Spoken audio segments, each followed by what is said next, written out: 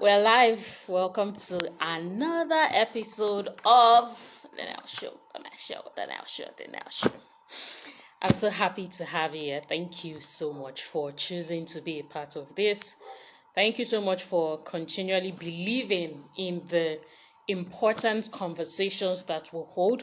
We'll hold them especially for you to help you through your life journey, get from the place of, chaos, confusion to the place of clarity, and help you step into your purpose, ultimately discovering yourself uniquely through your personal operating system to delivering the life and legacy that your destiny holds. Okay?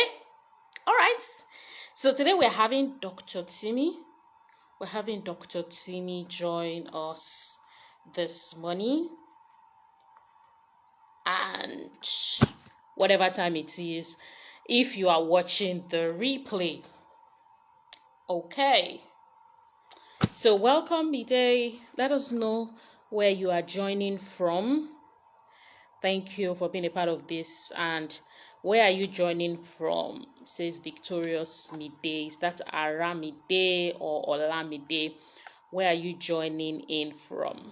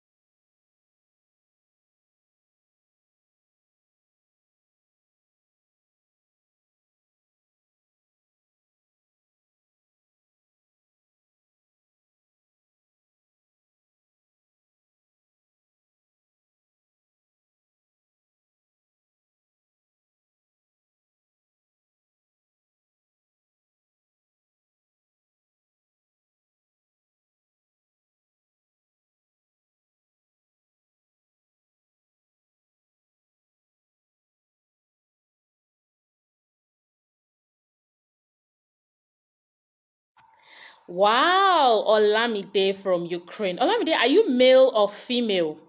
I can't see your picture so well. Are you male or female? It's a pleasure. It's a pleasure to have you here. Are you schooling there or you work there? Yes, Dr. Timi is here. You can let me know, midday. Yes, you can let me know via in the chat. Okay, let me add Dr. Timi immediately because, yeah, like, for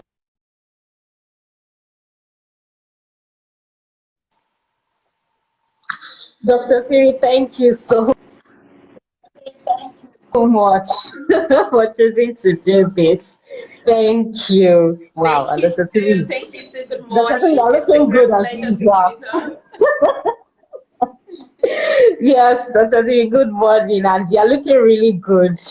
Oh, Thank thank you. you. Thank you. Thank you. All right. Okay, Mide is saying she's schooling in Ukraine. All right, Mide, thank you for sharing that. All right, thank you for also waiting through. Let us just get right to Dr. Timi's profile.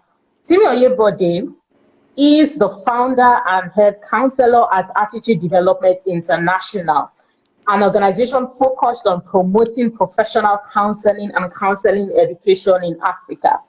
She's a seasoned, passionate, and certified professional counselor with over 17 years working experience with individuals, couples, and families. Dr. Timi is passionate about family, young persons, healing, and restoration from trauma.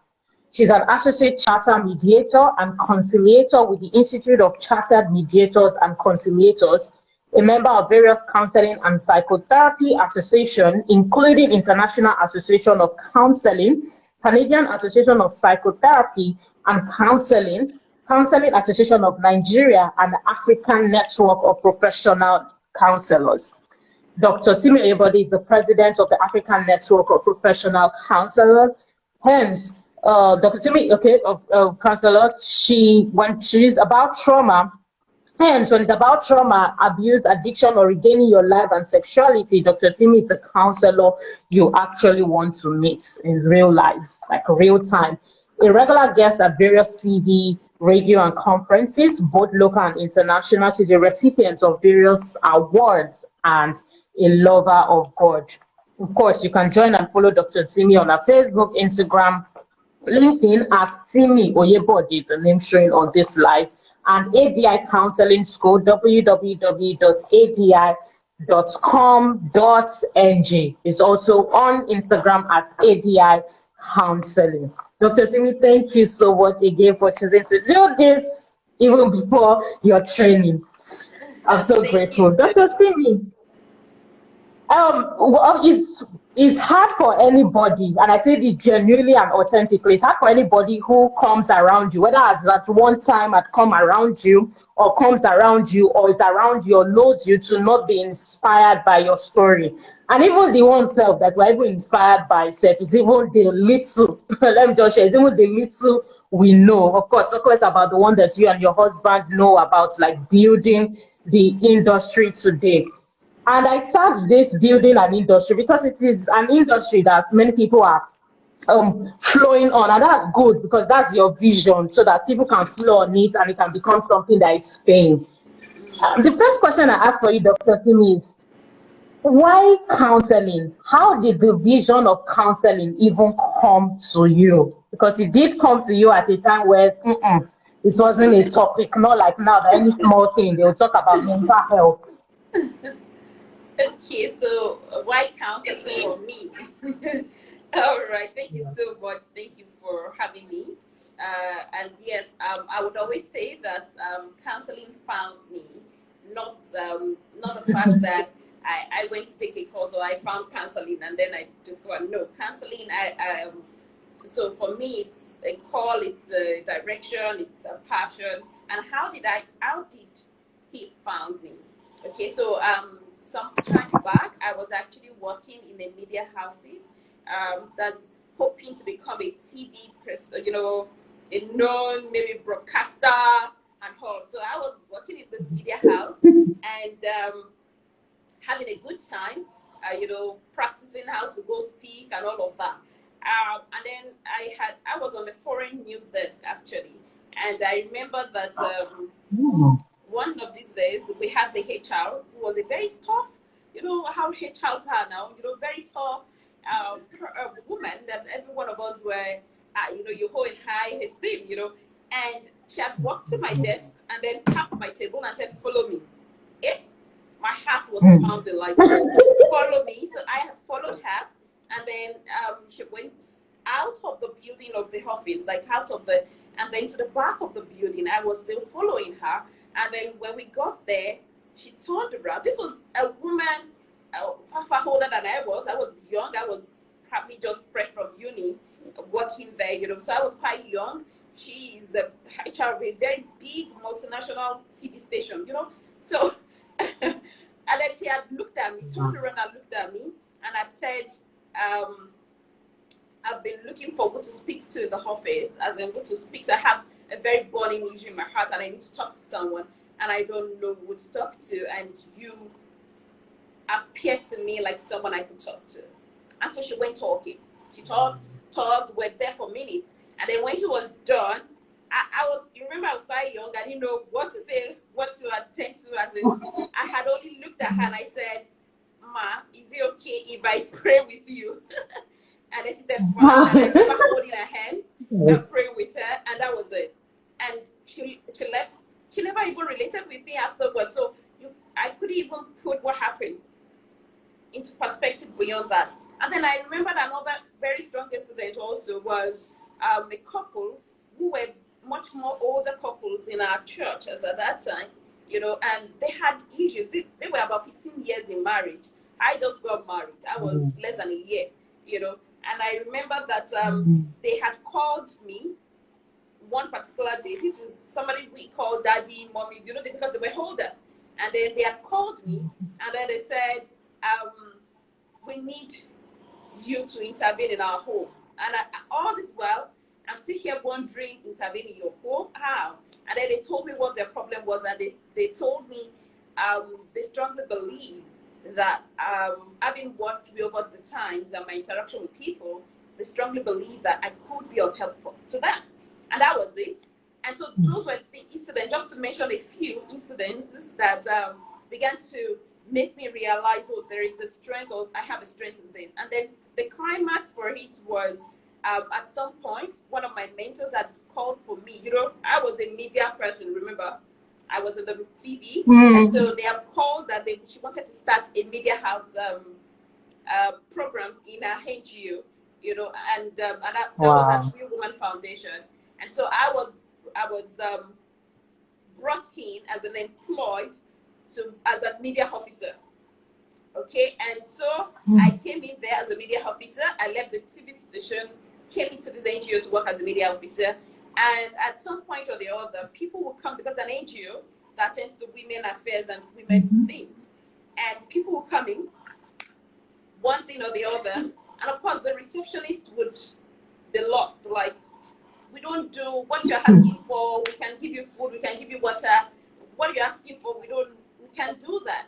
So they kept on coming, and because I was available there, I would start engaging with those people. I could say, okay, madam, stop crying, come with me, come to my office. We sat in my office, engage, and then they would come back, come to say thank you. All of that.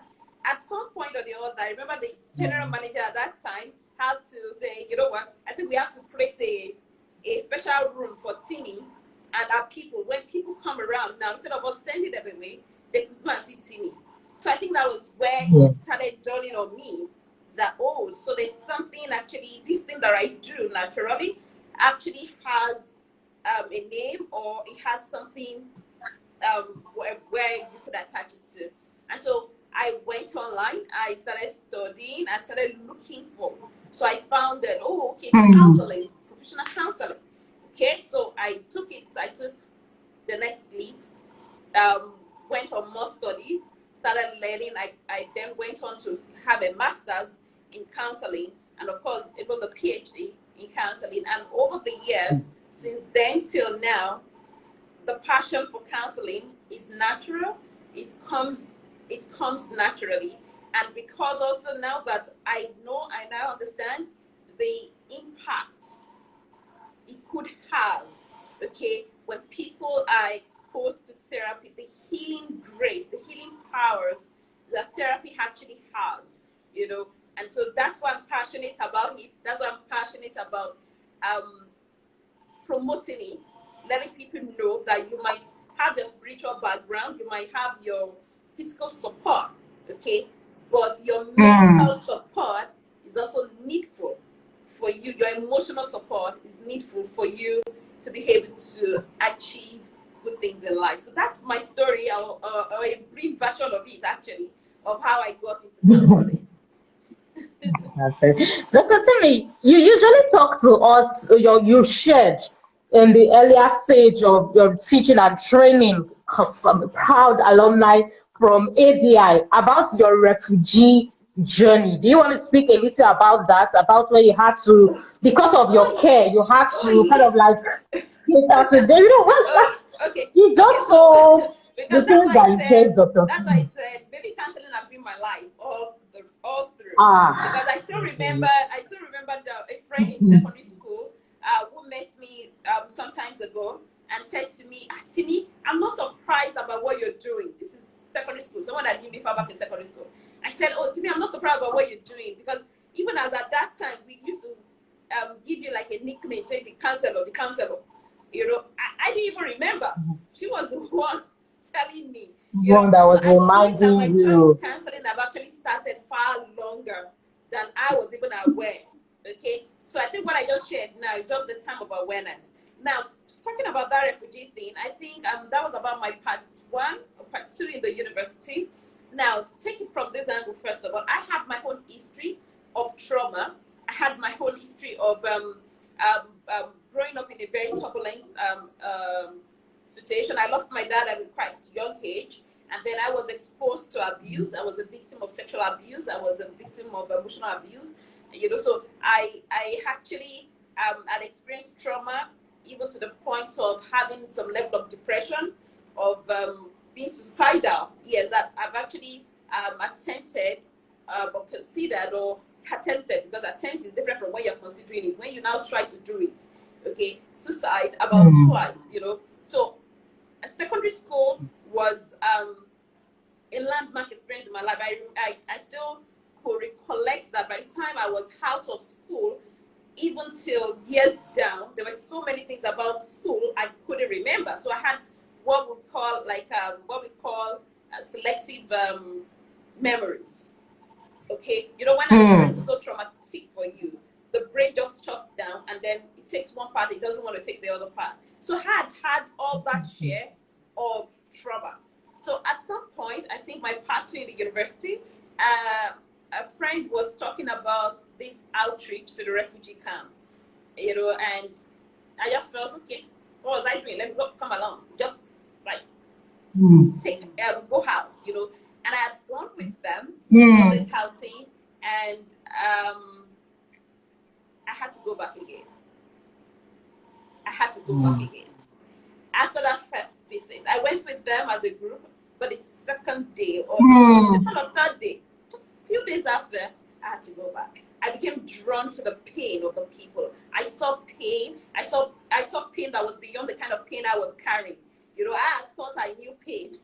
Where I saw people who were raped, who had family members murdered, who lost father, mother, and in the refugee camp, that was the most pathetic part of it, is that the two warring parts, that's maybe the Liberians now, the two, you know, they had internal conflict, the two warring parts were both refugees in Nigeria. So that means the person who killed your father is in the same camp with you, and you just have to be together. The person who raped you is sharing the same bunk or the same floor space with you, you know. And I saw humanity at this most degrading level, because these people were kept in the kind of classroom, and they have sex there, they hit there, everything in the open there. So it was really, really crude for me as a young girl, and I became drawn to that pain. So I started going back.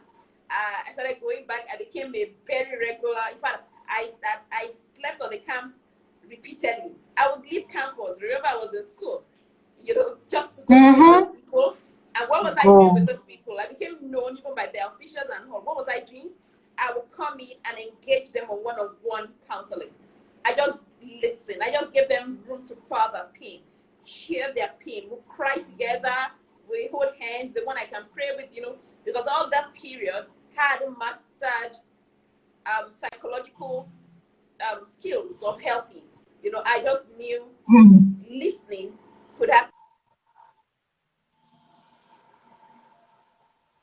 That was where I was. That was what I was doing, standing in that place and giving a listening ear. And I did that for many years. At some point, I remember that I had to, so many of even my friends in uni, so many people that knew me then, knew me about this refugee thing. So I became like this refugee lady, you know, because I was always talking about the refugee camp. I would come back to town, pick people from town, take them to the refugee camp, you know, to show them pain. You know, I started investing and take all my money, any resources I could find, to invest in some of these refugees, you know, give them education. You know, I was just so passionate about their pain, and then being able to give some of them hope again. And I think that kind of summarizes it for me. So it's not surprising, my journey from there, you know, into maybe engaging with women.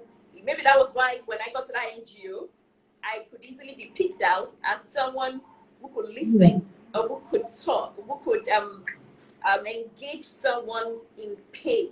Yes, I think I understand pain so well. I know pain, and I know how to help people turn their pain around into something positive. I did it with myself. I've done it with a lot of people, including the refugees in the past, including so many of my clients now, turning around pain into gain or into something positive. I think that's an area of strength for me. Wow, Dr. Timi, thank you so much for sharing.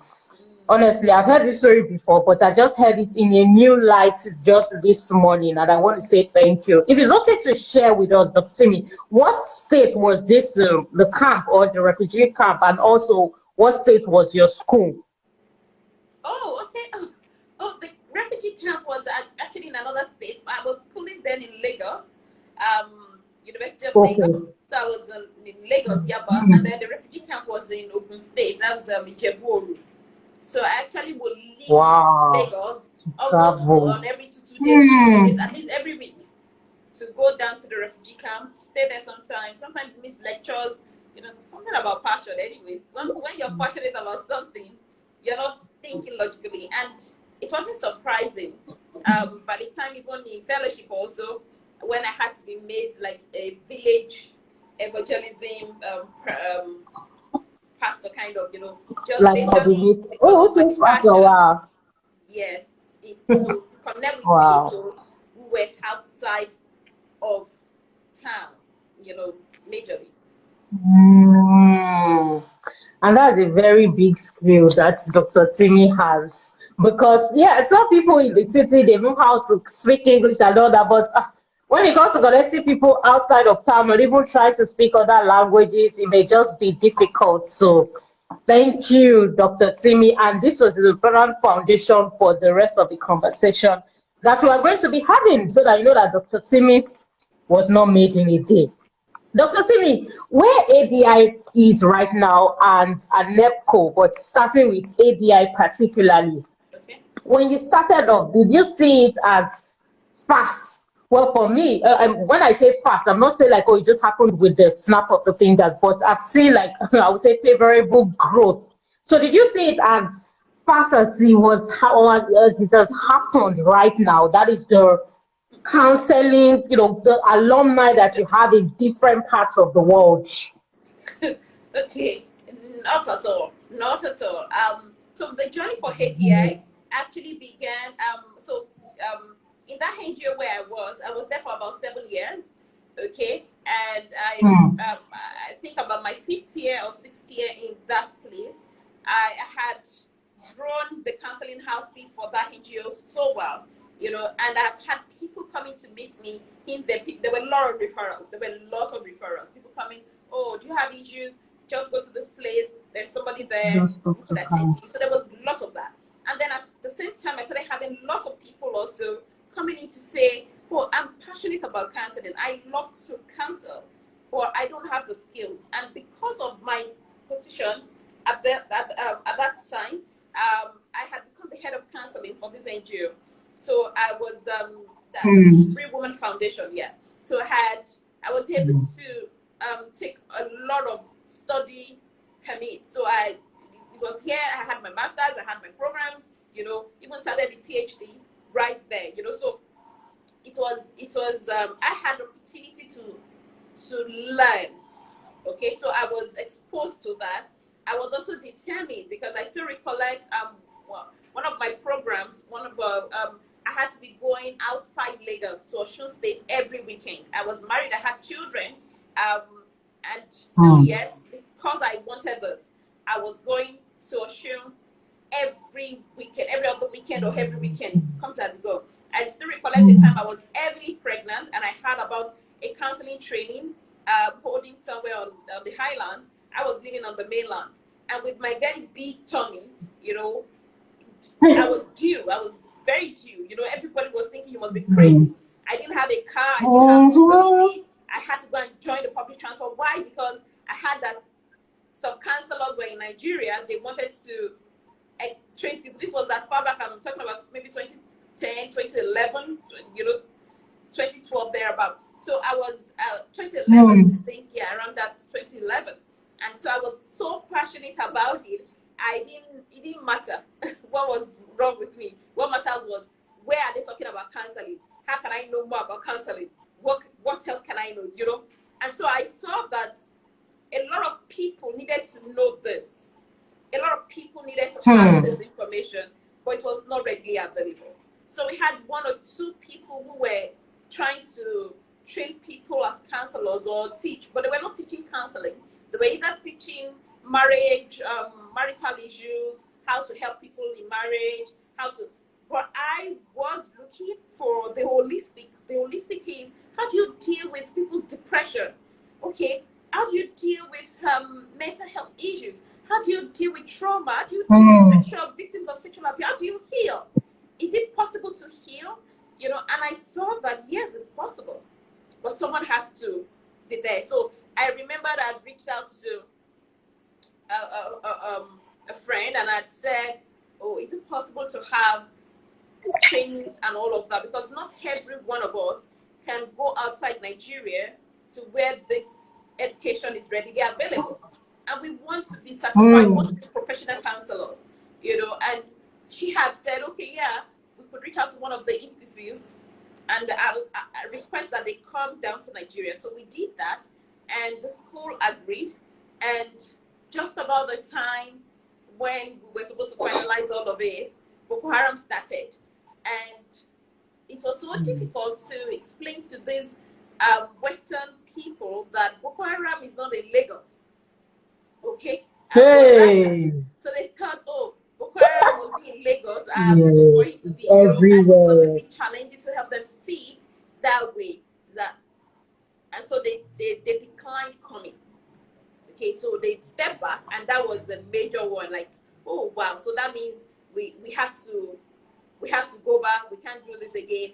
But then I remember that at some point I started meditating and thinking, and one particular day I had it clearly that if they would not come to Nigeria, if this counseling will not come, if this counseling school will not come to Nigeria, does that mean that we cannot have a school in Nigeria?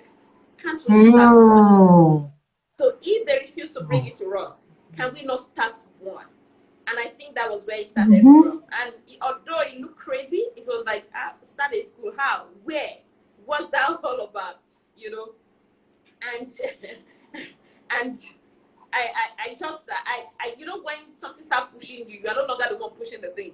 The thing is just pushing you. So I started having sleepless nights, you know, and it's amazing, you know, the revelation that started coming out of that. I started having nights of waking up, writing, drawing the structure of the school. What would it look like? Writing curriculums, birthing curriculums, you know, how, and all of that. And at some point also, I started reaching out to a couple of other professionals, people that I knew who were either psychologists, who were maybe they are trained counselors. Like I had some who were even trained counselors outside Nigeria, but they are back in Nigeria, and possibly because as at that time, counseling was not looking like it, okay? And so they were either doing another business. So I'd had conversations with some of them, told them about this vision, that we can actually have a counseling school in Nigeria. People don't have to go outside to learn this, you know. And so thank God for that school. Remember the school I mentioned that was supposed to come here earlier on? Yes, true. Earlier on, yes. They were willing to work with us from afar. So like give us their accreditation, vet our modules, our content. So we did all of that, submitted that to them, and then we declared this, we started sharing the vision. Okay, oh, this is possible, this is possible. All this while I was still working. Okay, and then we're trying to create, well, how is it, how do we get it done? We're able to get a venue, we're able to pick a date for the first class, which was November 2015, and made flyers and all. Now, let me say this quickly at this junction, because the reality is many people at that time told me it won't work. Many told me, how do you run a counseling school? Number one, I didn't have the best of all the counseling knowledge at that time. Remember, I was also still just in the level of learning. In fact, some of the people I had called, you know, the psychologists and all of that, some of them are even vast or more trained than I am. The level of knowledge as at that time, you know, so I had a lot of self-restraint by myself, thinking, can I do this? Am I qualified to do it? I think that was a major question. I felt I was young, age-wise. Maybe I was just in my 30s or early 30s or something thereabouts. I just knew I was young. So I knew I was having that feeling of, are you not too young to be the one to say this can work? Number one. Two, who would even want it? Nobody. What counseling? People don't pay for counseling. You get counseling in your church, you get counseling in your mosque, you get from your daddies. If I unsolicited counsel, your big brothers and aunties will sit you down, you know, and tell you what they expect you to do. Tell you, yes. So how then do we make counseling something professional? You know, it wasn't making sense to a lot of people I shared it with. I remember the very first person I told, who was my colleague at work. You know, now she's my very good friend. Now she's a very strong support of this vision. But at that time, I remember saying to her, even when I created the curriculum, you know, I said I started creating curriculum. Even when I had created the curriculum, Yes, she said I remember saying to her, sit down, let me share this curriculum, let me teach you. Okay, in view of how I would teach people to come, you know, about this thing. And I remember she said to me, she would keep on posting me. If I say, okay, sit down today, let me teach you. She say, oh, I'm busy. So one particular day I was like, you don't want me to teach you this thing, Abby? So she said, this thing, now only you get passion for this thing. No other person would want to learn it. And that was that. But still, yes, that hits me because I just packed my modules, I remember, and I felt, okay, nobody wants to learn this, you know, but I didn't keep quiet. I was still talking about it. I remember getting to my children's school. I shared with the headmistress of my children's school, you know, when you're having casual women's talk, you know, and I just said, I have this passion, I can teach how to be a good counselor, and I want to teach people how to be great counselors. And the headmistress said, oh, she would be willing to learn. Remember, someone just told me nobody's going to be interested. And then she said she will be willing to learn. And then she got another parent, another woman. And so two of them, I'm making three, two other parents of the school, including the headmistress, sat down and said, for 3 days, when I'm coming back from work, every day as I'm returning from work, they sit down and I teach them for like about an hour, 30 minutes to 2 hours. I teach them counseling, I teach them theories, I teach them all the various principles I could teach. And I remember, I keep saying, those were my very first official students. Even though there was nothing attached to it, it was a practice opportunity for me. And so that gave me the boldness to declare November 2015 that we're going to have a class. We're going to go out there. And everything started working together for that. Unfortunately, we didn't have a student. No student registered. 2 days to the date, the start of the class. It was supposed to be a 1 month class every Saturday and Sunday for a month. That was what it was supposed to be. And 2 days to the day, only one student was registered. In fact, practically engaging, I would maybe to even make you laugh or thereabout, okay? The only person who had shown interest, who had called, who had said, I want to be in that class, was Nkechi, that is talking to me right now. Wow, wow, like can you even imagine? Honestly, and you said it that you're going to make us laugh. But I was worried that what does Dr. Timi want to say? Dr. Timi, I know that I came to meet you at Daystar's ELC that I want to do training. I didn't have all the money, but if I could pay in installments. And yes, it was like maybe 2 days or so to the training. But I didn't even know that in my mind I was the last to register because look at when I was coming to you. So I was kind of like, oh my God. Yes, because at that time there was no financial commitment, but you were the only person who had called to say, oh, I'm interested in that class. I want to be there.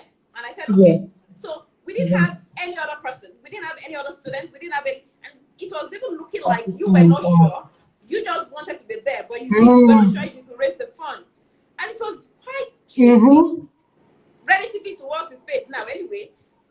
As now, yeah, back then. You know, and I remember my people were saying till the last day, that are we going to go? I said, we're going to go. Even if it's only one student we have, we would take this class. And so we got into class on that day, and we started. Before we could say Jack Robinson, people started telling us. So we had exactly. And said, oh, I saw this flyer. I just want to come and check if it's real.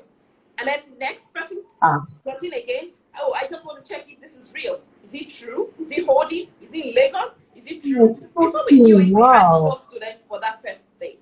And that was the beginning of this journey. So ADI Counseling School, or the concept of ADI itself, ADI is Attitude Development International. But the concept, the idea is to promote professional counseling and equip counselors. It hasn't been joke. I tell you, the first year, the second year, the third year, many people were still telling us, you better close this thing. As in, we didn't even have a office of our own. We didn't even have a space. So whenever we want to have classes, we're always going to people's places. And at different points, people rejected us. People rejected the idea. They rejected the concept. I remember the place we used, even that first class we had, you know, I think a month afterwards, the owner of the place increased the money we're paying by 100%. You know, and like, what are we making? We're making money from this thing, you know. And those are people that actually challenged me.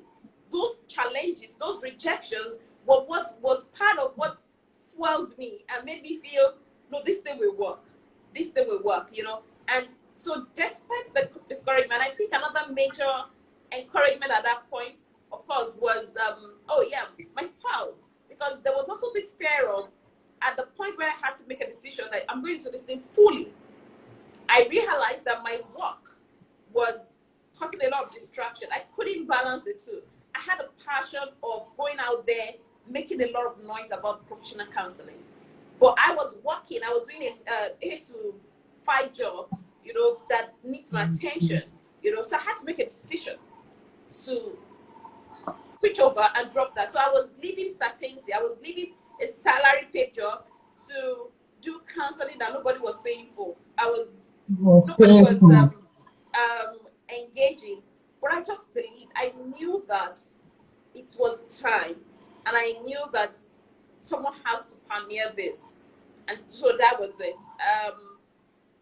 It hasn't been easy, like I said, but someone needed to do it, and maybe destiny just chose me. Dr. Timi, honestly speaking, in fact, I just have tears somewhere in my eyes, because when you said only, I mean, that's really strong. People have said, oh, you know, and close to the day, 2 people came. But when even at the point in time, it just looked like one person. And that one person, I remember myself, I was saying, oh, it's even this installment that I'm going to bring. I can't remember whether I paid it before or I paid it on that day. I can't remember. And then people started coming. Usually when you hear stories like this, it will be like only that one person. But you know, that people, because I remember when you were narrating the story, I was like, no, let me wait for where Dr. Timi will go to, because I remember other people were in that class. But of course, I didn't know, of course, we didn't know, like, oh, this is you're just coming in to check in, and whatever background or, you know, behind the scene agreement they had with you or the team. And wow, Dr. Timi, thank you for sharing that part. Such simplicity, I would say such simplicity in the way that you shared, but it has a lot of lessons that we can learn. Okay, Dr. Timi, now you spoke about challenges of, you know, people on what we call naysayers, even though yes, maybe now some people are friends with you, the oldest part, but in terms of naysayers and your challenges, aside the part of you leaving your work, how were you practically able to hold it together at that point? That's you yourself now as the visionary. How were you able to hold it yourself? Did you have like a prayer call every 7 a.m.? You'll be doing a special prayer, or you were inspiring yourself? Like, how did you inspire yourself? Because as much as you're sharing this now from your office, like from ADI's actual office, like ADI has passed the space where we're jumping, looking for hall from place to place. As long as you're sharing this now, we may not be able to relate. So if you could just explain to us how you inspired yourself, because many people, and that was one of the reasons for doing this live, they are in that space right now, they don't know how to move. They're just like, I don't know, it's the devil or something, and they've abandoned it, or they don't even progress. They just remain on that spot, and life keeps passing them through. But you kept going. So how did you inspire yourself to keep going no matter what? Okay, so maybe the first thing was actually the fact that I had a conviction. I heard clearly. Okay, you remember that call of the school won't start. Can't you start a school? That wasn't my thoughts. That wasn't in my head. That was inspired. Okay, so I had a strong inspiration and I had to write it down. So I wrote, because I write a lot. Okay, most of my quiet times, most of my prayer times, I'm writing. You know, I'm hearing and I'm writing down. I'm hearing and I'm writing down. You know, so I have I have that blueprint of this is what you should do. And then as at that time too, I think I had some dreams that were coming. Before then, I've always had dreams, even before then, you know, but around that time, I think I had consistently, almost every night or almost every night, dreams of me going out to rescue, you know, rescue people. It became like a pattern dream that of rescue, someone calling me here, I'm running there, I'm trying to save someone from danger, there's a war, you know, that was, so my conviction, that's God talking to me, coupled with my mind couldn't let me rest. That was one. And of course, I had to take it through the process of what I know spiritually at that time, which is taking everything to God, you know, give me the template. So he was giving me templates. And so I was just moving in obedience. Do this. Talk. In fact, it was so literary. He would sometimes tell me, call this person, talk to this person. And by the time I call the person and I'm saying, this person will say, oh, I had this conviction overnight. Oh, I knew you would call me. You know, so it was hearting up. Another major source of support at that time was my spouse, my husband. You know, and before then, he had been of this opinion of, you don't have to, let's live our normal life, you know. So at the point where these were coming up, he also had an encounter. He had a revelation, okay? And he also told me his revelation and his own role in that revelation. So it became, you know, automatically, so even the times when I want to say, I'm not doing it again, he had a revelation. So he became a pusher. Like, madam, this is what I've seen. This, you can't give up. You know, so he was a strong support for me. That's my husband. Another major, and so maybe I would always say that when you have a leading or when you have clarities like that you want to start something, getting your spiritual conviction is key. If you're convinced and you have your words, but sometimes if you're a Christian, you can get scriptures that backs it for you. It will motivate you. It will keep you going. Okay, that's one. And then if you can get the support of some people. Now, pick it again. Not everyone will support. Not everyone. Even my siblings were not. Anything you want to do, okay. They were not giving me the push I needed. But good, I got my husband to give that push. Sometimes it might not even be the husband. Sometimes, but you need to look for, and that is why you don't stop talking. I've heard people say things like, "Oh, don't share your dreams. Don't tell people." Hey, if you don't share the dream remains with you, and you won't find the support. So even if you share with the first person, the second person, the third person, and they don't believe in it, it's okay. They have every right not to believe. But before you go far down, you'll find somebody, even if it is one person. Apart from my husband, who was supporting me at home, the only other person I found at that time who so much believed was one of my colleagues at work. He was a guy too.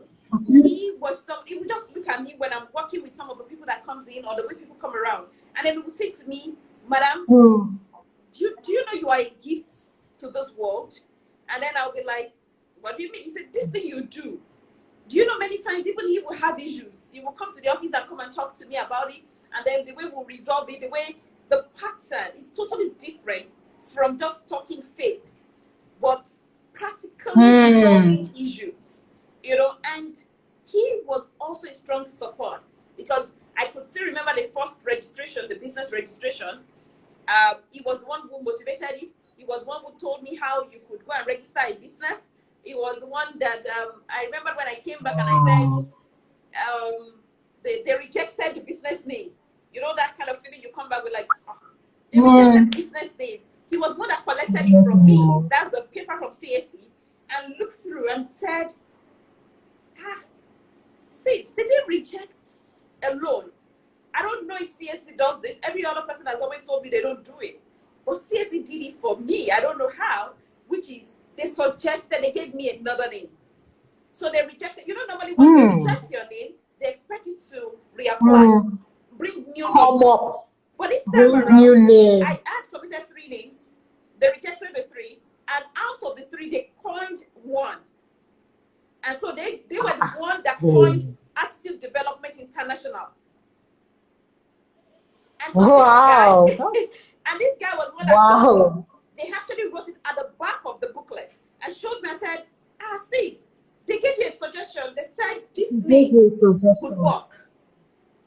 And so I had to run back to CSC that day, so excited that, oh, yes, I want to take the name they gave out of all the 3 options I dropped. You know, so motivation is also, if you look around you, little things like that will keep you motivated. Also, another thing also is your phone, the hand picture. The hand picture. There's a beauty in you being able to see the hand from the beginning. If you're able to see the hand from the beginning, you would keep your focus. So for me, I was able to get a picture. I saw the picture of what counseling would look like. And what was this picture I saw? I saw that the way we have hospitals in almost every area, nooks and corner, I saw the way we have churches and mosques in almost every nooks and corner. And so I had this vision that we could begin to have counseling outfit, counseling clinics in every street, in every nooks and corner, in Africa, in Nigeria, in West Africa, the same we have it in the Western world. When we're talking about professional counseling, it's readily available in the Western world. They have access to it, okay? But here, in this side of the world, we don't know it. We didn't see it. And so that was it for me. I saw that. And so that was my vision. So even every time I was discouraged, and I tell you, there were many times I was discouraged. Many times people discouraged me. Many times people disappointed. Many times people betrayed. Okay? Many times. Okay? But every time I remember that when I back off, somebody's going to miss out. There's someone who wants to become a counselor. How does this person get to become a counselor? Somebody has to show them the way. Someone has to tell them the way it's workable. That's one. There's also somebody out there who needs therapy, who needs the service. Somebody has to show them, oh, this is it. This is working. This is available. And so I realized that I have a mandate that was beyond my emotions, that was beyond my feelings, that was beyond whether I'm motivated or not motivated. It has to be done. People need to know there is help available. And it is my assignment to make that available for them. And I think that's just it. That's what keeps me going every time. Wow. Dr. Timi, this one, we should never even forget it, which is having a mandate beyond your emotions and beyond your feelings. I think you just really capped everything that you said up, because you're going to feel different ways. You spoke about betrayals. All this is have to do with relationships. So if you start pegging all of those baggages and hurts along, then the person will have so much load, you won't be able to move forward lightly because you are carrying so much. It's everybody you are squeezing face for, you're turning eye for, and you're not able to progress. And that is really something that I even admire about Dr. Timi. I remember at one point I was asking Counselor Wale, does Dr. Timi get angry? I remember, no, I asked you, then you asked him that I should hear what I am asking you. Because, and it's not because you do, it just, honestly, this is not some hype for those who are not AVI alumni listening. There's just a way Dr. Timi carries herself, and you're just wondering, okay, like, are you not even, can't you even be annoyed or something? And it really definitely comes with the things that you teach us about we ourselves, managing ourselves. Hmm. I Ah, okay, do. but It's just the fact that I've uh, understood that beyond my hunger, beyond whatever anybody hmm. would do, I have a race Okay. to run. And angers and Hmm. every other things are distractions. They come to take my eyes away from the Hmm. race. And so it's important that, Hmm. so it's not like I don't get angry. I do get angry. And when I get angry, I've learned how best to deal with my anger. Okay. And I've learned to detach my anger from people. So understanding that when people do things that are wrong, especially on this assignment, it's not them. Okay. It's a means of distraction. Okay. They come along, but I need to be focused and I need to understand that when I spend energy on anger, on expressing my emotions, I will be spent. Meanwhile, the Hmm. assignment needs my energy.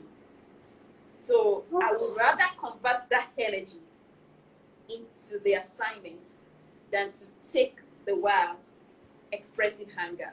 So once I'm angry, I tell you I'm angry, I express myself, I move. Move on from there. Yeah. Hmm.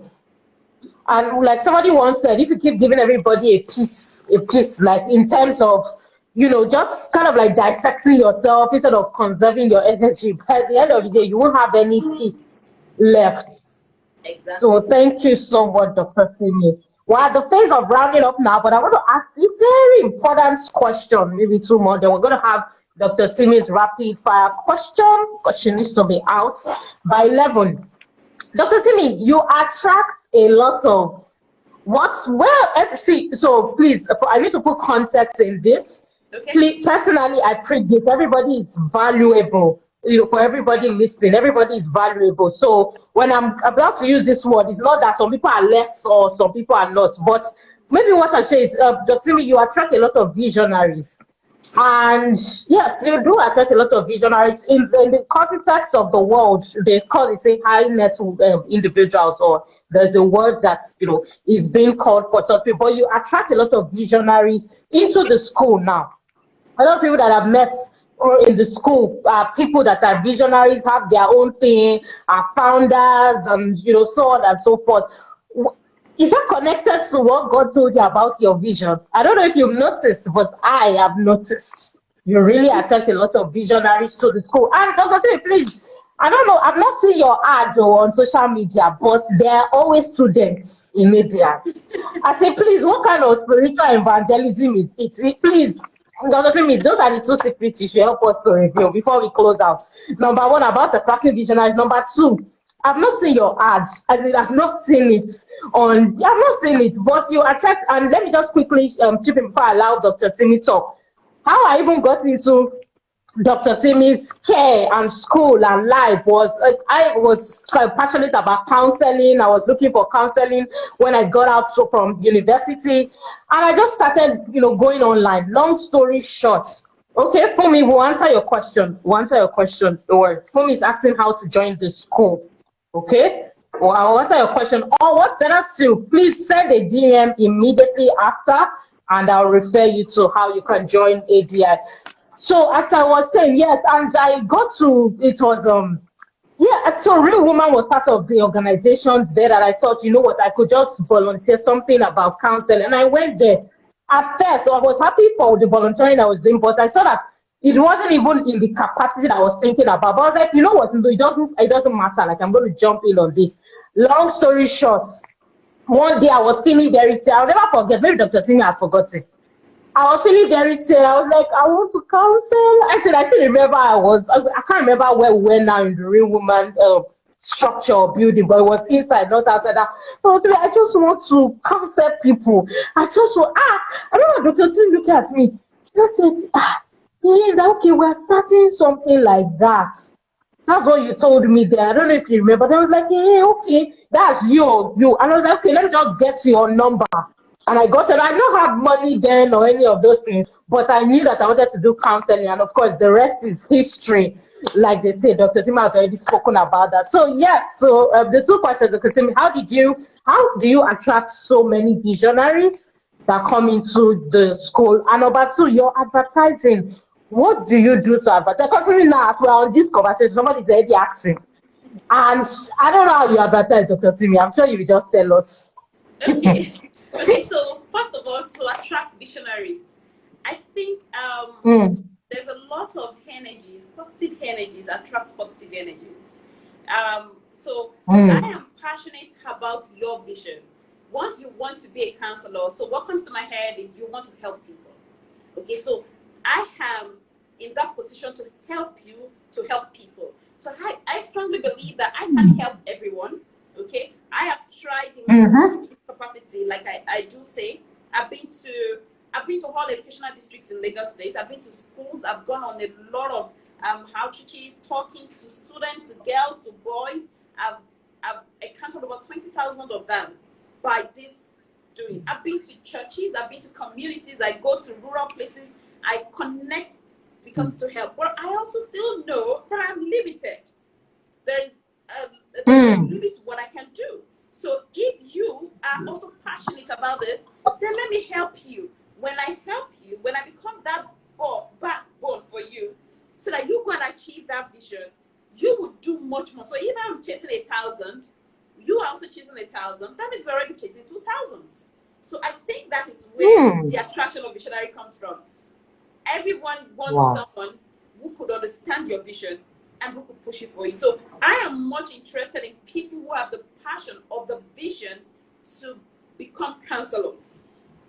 And because I know the struggles I went through to be able to achieve that dream, okay, of being a professional counselor, not just, oh, I'm a counselor by passion. So I also know a lot of people who are going through that. And so my job also becomes to help you. And thirdly, I also know that people who love to help, people who have counselors, usually oftentimes do not have someone to lean on. It's usually oftentimes you believe you're fine. You know, you're fine, you're good. You are the one everybody's running around, so you don't have a problem. So that's why I take particular interest in counselors, because I know that counselors need a strong support themselves. Okay, so maybe that's why I attract them. Okay, and maybe going to the second question of no advert, and yet advertising are coming. I think it's still that positive energy.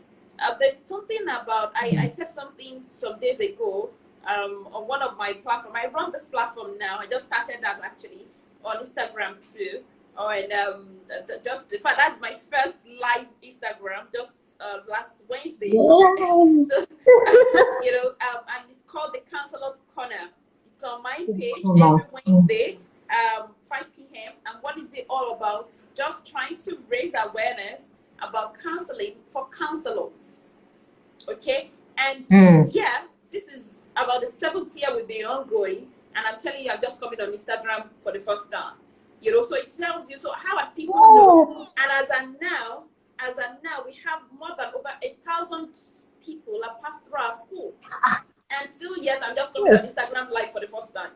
And still, yes, in fact, the first time I was doing Facebook live was last year, in 2020 lockdown. I think even towards the end of the year, that was when I did, So the question is, how do people get attracted, even though you're not making a lot of noise?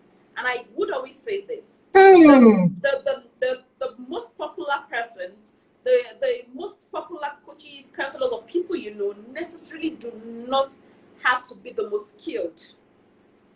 Okay, so skill and popularity are not the same. What is important is once you master your skill, once you know your onion so well, word of mouth referrals are the most beautiful, engaging, and the fastest means of advert for any counselor or any visionary. Let me even take it out of counseling. Okay, once you have mastered that skill and you deliver to everyone who comes in contact with you, they will tell other people. It's just like the gospel of Jesus and the way the gospel spreads. Go into the world. Have I been of good to you? Tell somebody else. It's as simple as that. And you find out, like, people have said to me, oh, a lot of people don't want people to know they are in counseling. Oh, amazingly, when you come in contact with me, I make you see counseling as beautiful. It's so beautiful that you will go out there and tell people, I was in counseling. Counseling is not something to be ashamed of. It's something to be proud about. If you could go into therapy, it takes a lot of courage. It takes a lot of boldness to sit with a stranger or to talk to a stranger. So it's something to celebrate. It's confidence in the highest level of living. So why should we be ashamed of that? Okay, so when you come in contact with me, I make you to see counseling that way. And so most of my clients are going to leave my sessions, and then they will go out there and tell people, oh yeah, there's this lady there. There's this lady there. There's this lady there. Someone came around to my office recently. I was like, ADI doesn't even have a signage on the wall. But she was thinking from the road she was going to see ADI. The way people have carried it. And I told her, and I told her, I said, you came to Lagos all the way from somewhere in Ondo State to look for ADI. It tells you that the value you're going to get here. So there's value. And I think that's the major thing. So value actually advertise itself. So if you could put value into what you do, even if you're not running adverts on the immediate, it will advertise itself. And of course, the older you grow, the more you brand yourself, or the more service and engagement you give out, you come into a place where other people begin to teach you about branding, about marketing, about all of that. I'm fine, yeah, fine. People help me. I always say this, for many years, we never wrote proposal letters or all of that to even organizations. I never did all of that. I said, Nkechi, if you can recollect, sometimes ago when you even came in to volunteer at ADI, we decided and we said, okay, let's write letters to churches, to places that we're sharing. You know, this was maybe like 4 years into ADI, 4 or 5 years into ADI. We wrote letters. Nobody responded to our letters. But you know, amazingly, when we did not write letters, when we did not advertise, organizations were calling us. Value, we attract attention. So add value to yourself, add value to that vision. You are the one that holds the vision. Whatever vision you've been given, just develop it. Be skilled at it and deliver it with passion. I would always say you cannot detach yourself from what you do. I hear people say things like, oh, my job is different from who I am, blah, blah, blah, and all that. But if you do that, you would lose exchange of value. So what am I saying? Even if you don't have money for adverts, one of my recent book, the new book I'm working on, is called Starting Your Counseling Business. And I think there's one core chapter in there where I've emphasized the place of even when you don't have money to start out and run adverts. Okay? Advertise value. Value will advertise itself. So just make sure you have it and you're giving it out. And people will be attracted to it. Thank God there's a replay, because we're going to come back in to sink this in. Dr. Timi, your final words were so good. Thank you. We want to take your rapid fire question. It's going to be quick and it's just a fun way to know you better. Okay, so you have to answer it kind of like in 10 seconds. All right, so the first one is, what is your favorite color? Okay, so I do green and I do purple. Green, purple. Okay. What is your favorite food? Oh, pounded yam. Pounded Okay. yam. What are you pounded yam? Okay. What are you allergic to? I can't hear Dr. Timi. Okay, I can hear that. What are you allergic to? Allergic? I don't think I'm allergic to anything. Okay. What is your best movie or movie? You are just okay. Wow. Okay. All right. What's your best movie? Oh, if you have. I don't have one. I use movie to relax, so okay. I really don't have a best one. Okay, well, Dr. Timi, this one you have. But what's your best book? Because I know you like to read. Maybe the Bible. Okay. I Dr. read that Timi, every day and night. were you given birth to in Nigeria? Were you born in Nigeria? Myself? Yes. Yes. Were you I born in was born Nigeria? in Nigeria. I Okay, was so born in Plateau State. so if you were not born in Nigeria, what country would you have liked to be born into? Israel. Ah, wow, this is such a unique answer. Like even me, I was taking aback. What was it? UK, US, No, no, no, Canada, no, but no. okay, Israel. all right, different. Okay, so gold or silver? Silver. Silver. Okay, black or white? Okay, both anyway, but maybe I'll go for white more. I'm dark, so I will always want something lighter to put my color out. Like that. Yes. Okay, yellow or pink? Also, I'll go with yellow. Actually, I'll go with yellow. Yellow. Okay. Yeah. Okay. What is one favorite thing about your husband? Oh, there's no one thing. There are so many. So thinking of one, but maybe one major one I would say quickly is the way he prays. He prays using the Okay. scripture. He prays the scripture. So anytime he's praying, he's quoting scriptures. You know, that's amazing for me. Yeah. Okay. What is your favorite attire to wear? Any day, anytime. What's your favorite attire to wear? It's a simple dress. Dress. Okay. What is your favorite thing to do? To sleep. I love to sleep. And I love to read. I Yes. also love to play. I love to play. Okay. Wow. Okay. So, what do you like to do for fun? Those three things. That's my fun. Play, Okay. read, or sleep. I'm actually catching fun. Okay. Yeah. Yeah. Small chops or jollof rice? Jollof rice.